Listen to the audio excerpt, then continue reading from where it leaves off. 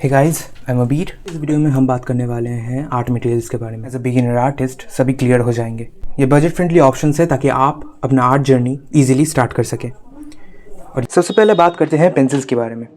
तो बजट में सबसे पॉपुलर है जो पेंसिल और सबसे बढ़िया भी, वो है आर्ट लाइन। ये स्मूथ भी होता है और डार्क भी। ये पेंसिल्स आपको ऑनलाइन 130-40 ऐसे कुछ मिल जाएंगे और ऑफलाइन ये आपको 70 to 80 रुपीज़ में मिल जाएंगे आसानी से। और एक पेंसिल अभी कुछ दिन से ज़्यादा पॉपुलर हो रहा है, लाइक डॉम्स का जो पेंसिल है, एक पेंसिल का सेट स्केचेस के लिए बनाया है डॉम्स ने, वो बहुत ज़्यादा पॉपुलर हो रहा है। तो आप वो भी चेकआउट कर सकते हैं, वो भी शायद से अच्छा होगा। मैं कुछ दिन में एक कंपैरिजन वीडियो लाने की कोशिश करूँगा। उसके अलावा पेंसिल्स हैं जो कि मैकेनिकल पेंसिल्स होते हैं, लाइक आप चीप मैकेनिकल पेंसिल्स में आप यूनी का सलागो यूज़ कर सकते हैं। और कैमलिन का है शायद, ये कैमलिन का 2mm का मैकेनिकल पेंसिल यूज़ कर सकते हैं। ये 2mm मैकेनिकल पेंसिल में सबसे अच्छा होता है। ये आपको 60 to 70 रुपीज़ में मिल जाएगा, ऑफलाइन 60 रुपीज़ में मिल जाएगा ये आपको। और मैं इसे इसलिए रिकमेंड कर रहा हूँ क्योंकि ये नॉर्मल जो चीप मैकेनिकल पेंसिल्स आते हैं उससे बहुत ज़्यादा अच्छा है। और अगर आप चाहते हैं कि आपका बजट बहुत ज़्यादा टाइट है तो फिर आप 10 या 20 रुपये का जो मैकेनिकल पेंसिल नॉर्मली मार्केट में मिलता है वो भी आप यूज़ कर सकते हैं। वो भी बहुत ज़्यादा बढ़िया होता है। मैंने बहुत साल उसे यूज़ किए हैं। मैंने बहुत साल आउटलाइन करने के लिए ये एक 0.5 और एक 2mm का पेंसिल इनफ होता है। सो ये आउटलाइन के लिए, ये शेडिंग के लिए परफेक्ट। अब आ जाते हैं इरेज़र पे। आर्ट करते हैं एक नॉर्मल इरेज़र के साथ। ये तो मस्ट हैव है। आप अगर आर्ट नहीं भी कर रहे हो तो फिर ये तो आपके पास होगा ही, क्योंकि बचपन से हम यही यूज़ करते हैं। ये अच्छा होता है, बहुत बढ़िया होता है। इसका क्या ही बोलें, ये बहुत ओजी चीज़ है। और अभी एज आर्टिस्ट आपको जो लगेगा वो है एक नीडेबल इरेज़र।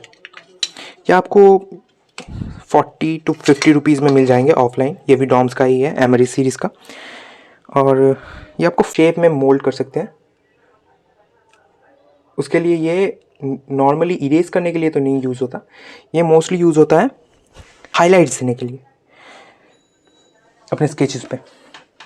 सो अगर आप स्केच करते हैं, जो कि मैं ये वीडियो स्केचेस के लिए ही बना रहा हूँ, सो स्केच करते हैं तो ये एक मस्ट हैव चीज़ है। अब आ जाते हैं शार्पनर पे। और ग्राफाइट पेंसिल के लिए अवॉइड करना ही रेकमेंड करूँगा क्योंकि शार्पनर बहुत ज़्यादा बुरा होता है। मैक्सिमम टाइम आप जब शार्प करते हो तब उसका जो लीड है वो यहाँ फंस जाता है। मैं आपको दिखाता हूँ। हाँ, जब आप यहाँ पे शार्प करते हो तो लीड मैक्सिमम टाइम इस जगह पे फंस जाता है। लीड मैक्सिमम टाइम इस जगह पे फंस जाता है और ब्रेक हो जाता है, कुछ ना कुछ हो जाता है। सो मैं आपको रेकमेंड करूँगा एक पेन नाइफ़। इसे आप नॉर्मली शार्प कर सकते हो पेंसिल्स को। शार्प कर सकते हो ऐसे ऐसे करके। और ये आपको एक तो लीड ब्रेकेज बहुत ज़्यादा कम दिखेगा और उसके बाद आप बहुत ज़्यादा लॉन्ग पॉइंट बना पाओगे। लेकिन आप देख ही सकते हो कितना ज़्यादा लॉन्ग पॉइंट बना है इससे। सो ये मैं रेकमेंड करूँगा। ये आप ये भी यूज़ कर सकते हो। ये अप्रॉक्सीमेटली 70 रुपीज़ का आता है। और अगर आपको ये नहीं चाहिए, 70 रुपीज़ बहुत ज़्यादा है, तो आप नॉर्मल कटर भी यूज़ कर सकते हो, वो 10 रुपये पे आ जाता है। सो आप वो यूज़ करना। शार्पनर ग्राफाइट और चारकोल पेंसिल्स के लिए अवॉइड करना। कलर पेंसिल्स के लिए बहुत ज़्यादा बढ़िया होता है। डॉम्स का जो ये शार्पनर है, ये कलर पेंसिल्स के लिए बहुत ज़्यादा बढ़िया होता है। सो कलर पेंसिल के लिए मैं शार्पनर रिकमेंड करता हूँ, लेकिन ग्राफाइट और चारकोल के लिए मैं शार्पनर रिकमेंड नहीं करता। तो आ जाते हैं ब्लेंडिंग टूल्स पे। देयर आर टूल्स है जैसे कि tissue paper, blending stump, brushes, cotton buds, cotton, और भी नहीं, और कुछ नहीं आता। ये 5 आते हैं। मेरे पास वो 2 नहीं है, सो मैनेज कर लेना। मोस्टली यही फेमस है, तो मैं इसको तो यूज़ नहीं करता। ये मुझे बहुत ज़्यादा बुरा लगता है। मैं मोस्टली यही यूज़ करता हूँ। लार्ज एरियाज़ के लिए टिश्यू पेपर ऐसे फोल्ड करके मैं यूज़ कर लेता हूँ। ये बहुत ज़्यादा कुशनी होता है और बहुत ज़्यादा स्मूथ होता है।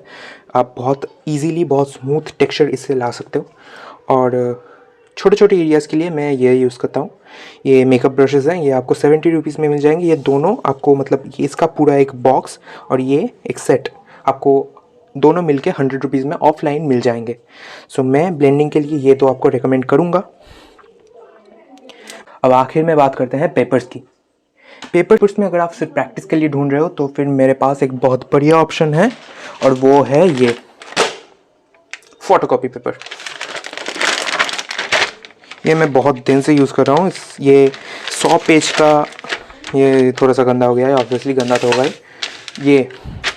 ये मैं यूज़ करता हूँ। ये है फ़ोटोकॉपी पेपर। ये 100 रुपये का 100 शीट आता है 100 GSM का। सो ये नॉर्मल फ़ोटोकॉपी पेपर से बहुत ज़्यादा बढ़िया भी होता है और मोटा भी है थोड़ा सा, लेकिन प्रैक्टिस के लिए बहुत ज़्यादा बढ़िया है। और अगर आप स्केचेस के लिए चाहते हो, नॉर्मल ये A4 पेपर का, ये A4 साइज़ का आता है।